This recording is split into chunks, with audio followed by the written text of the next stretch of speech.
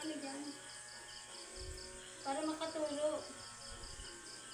Andyan! Inong ano yan, yung boxer.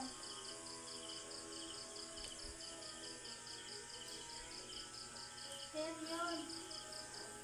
Boxer. Sir, pantay mo lang na dyan. Basta yung shirt mo.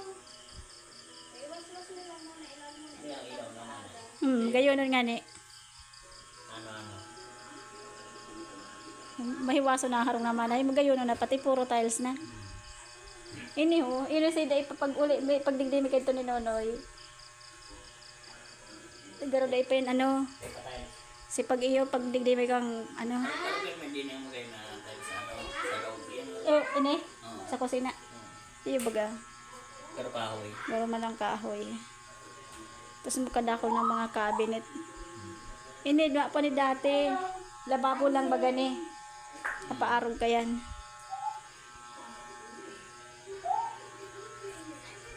Sabi ko mahiwasan naman harong mo magayono na. Mas lalong magayono na lalo.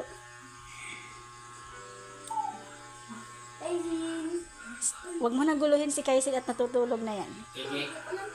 Huwag ka na magulo yan. Mag-ano ka na.